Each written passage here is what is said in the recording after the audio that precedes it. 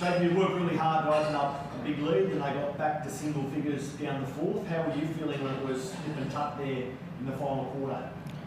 I mean, it's just, the basketball's a game of runs, so and they're a good basketball team. So I don't think that we went into the fourth or the third or any start of any quarter thinking that they weren't going to come back at us. So obviously we were ready for it. I don't know if they got ahead or not, but I don't think they got ahead. And you know, it's just part of the game, that sort of thing. And I was just happy the boys stuck with it, and we were able to get that win. Do you consider that your first win as an NBL head coach, given you filled in for Brian while he had COVID and won? Yeah, it is, because you know, last year's team was Brian's team, and I was lucky enough to fill in. You know, thankfully he was okay with his health, but you know, it is. But it's as you know, last year's group, when we did have that win, they were a special group, and they treated me really well in that situation. Now, you know, these guys might have to or something. You've done a long apprenticeship, you've worked really hard. So just describe your emotions to be an NBL winning head coach. I mean, it's cool. You know, I mean, obviously, I pinch myself: wins, losses, good practices, bad practices. You know, that I'm able to, you know, coach some talented guys. You know, I wouldn't want to do it with any other bunch of guys as well. I'm really pumped with the human beings we have on our group. So as a first of anything, I'm more thankful that the players that we've been able to get here, and I've been able to share it with them. You know, like that's what makes it more special than the first win. Jack, when you come to work at a game like that, and it sort of goes in runs, and it's sort of a new team and that type of stuff, how did you handle that stuff when they started really coming back? Did you change things up, or just stick with what you saw? How do you play, or what you were expecting to do there? I mean, to mix things up. How did you handle that run? We've got a belief in what we need to do to win. So we don't fade away from that. We try not to bring confusion into it. I thought last week, or last game, I was a little bit too emotional on the sideline, so I was a little bit calmer, you know, in the timeouts with the instruction.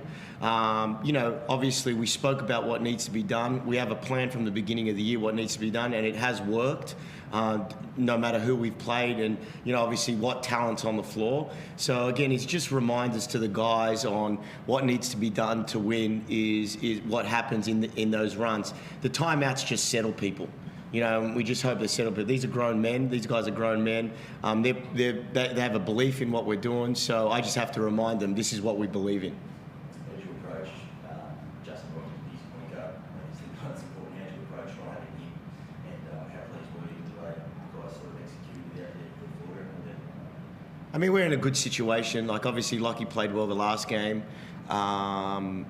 You know, Tyler was all-league first team with the ball in his hands. So that's a pretty good thing. And then obviously we've got multiple guys that can carry that aren't the point guard. So George can carry a little bit, Den can carry a little bit, Wani, Mud, you know, we've got multiple guys there. So we sort of did a little bit by committee, but also having, you know, those two other, you know, couple of other guys that can play in that spot, no problem.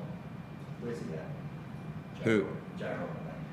He's going to a specialist tomorrow. I mean, obviously he did the injury in the Sydney game, went out of the back like everyone saw, and played on. Which you know, he's a hell of a tough kid. Yeah, he tried to practice, and I mean, I was looking at him in the corner of my eye on the bench, jumping around and running around. I'm thinking, you know, come on, bro. But yeah, he's going to a specialist tomorrow to find out exactly what it is, and we'll know some time frames tomorrow.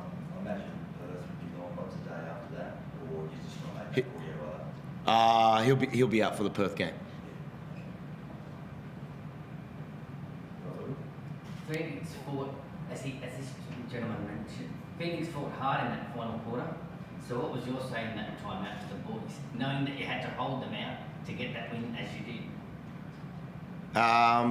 Again, it was just reminders of what the game plan was and our style of play.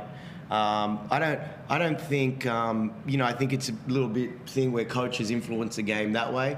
We just need to go back to the points of what we agreed on at the beginning of the game to win, and the boys pulled it back pretty well. I was actually kind of pumped with them to handle that run. Second, again, you spoke about the last game as well, Jack.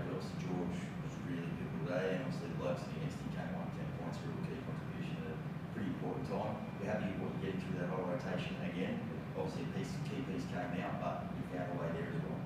Yeah, it's a great thing to have. You know, like obviously.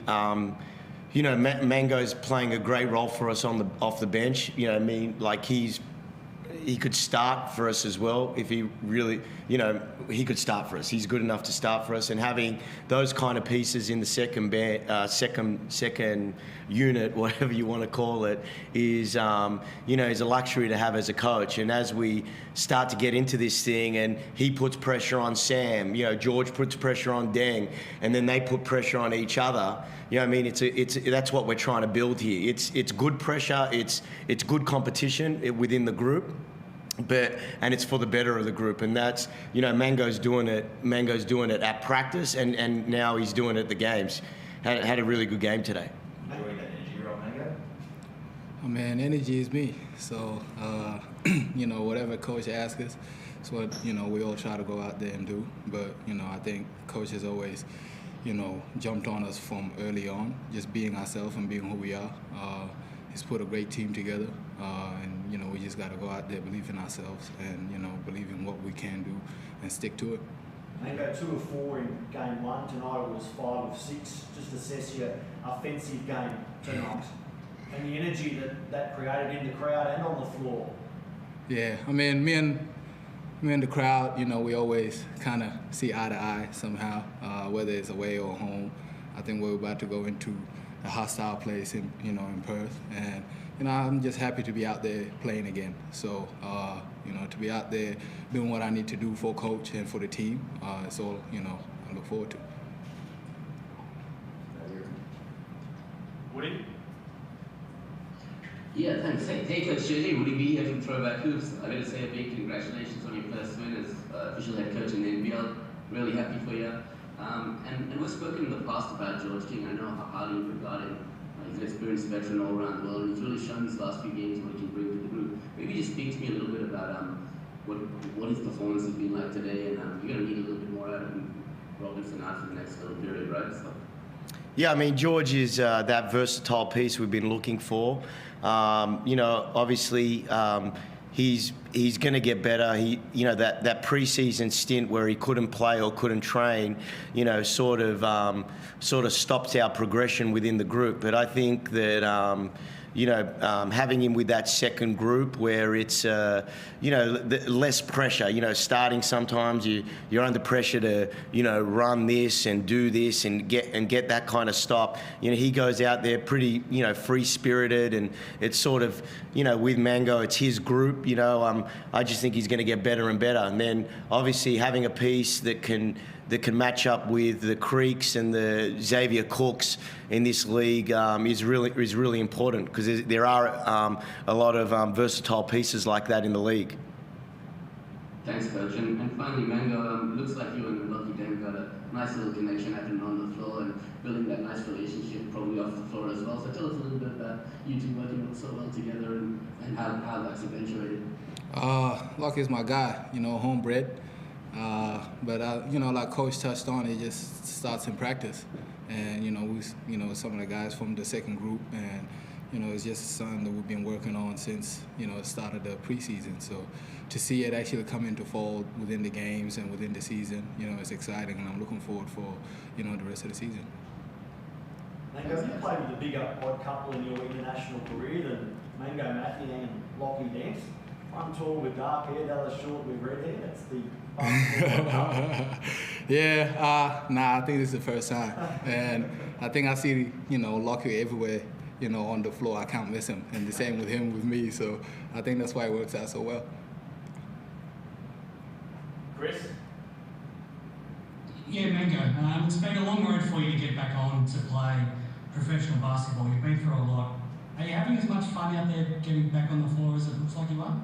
I think you need to be in the games a little, and you'll be able to see it. But yeah, man, I'm having a blast.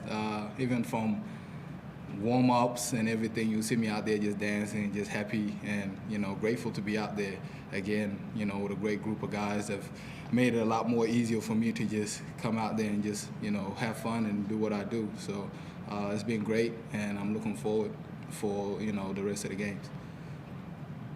Jacob, I guess you come back to earth with the thud pretty quickly because you get these win out of the way and all of a sudden you now have to jump on a plane tomorrow and head over to Perth, which hasn't been a happy hunting ground for a long time. We won there.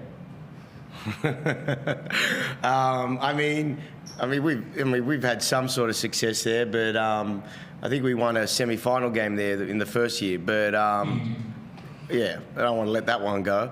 But no, that's the place you want to play. The guy behind the bench is going to have something to say. The guy next to the bench is going to have something to say, and we're going to see where we're at. It's early on in the year, and we're going to see how we handle it, and we're going to go back in the change room, and we're either going to succeed or we're going to fail. And then, like I always say about these guys is what we won't do is sook. We'll go in there and we'll talk about it. We'll talk it out. There'll be some basketball and there'll be some stuff about us. But I think it's a really good thing that we're going there first up. I think it's really good. They're nasty right now because streak, whatever, and whatever comes off it comes off it. We're gonna really see what we're about.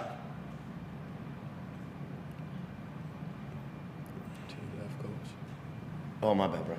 Did having Kevin White back in the Hawks team help for you guys again? Because he came back from Perth now. Does that help your run? I'll say this: Timmy and Kevin are great helps. Obviously, I've known both of them personally for a long time. Kevin from a younger age. When he was young, he was 15-year-old training with us when we were at the Kings. So I've known him for a while.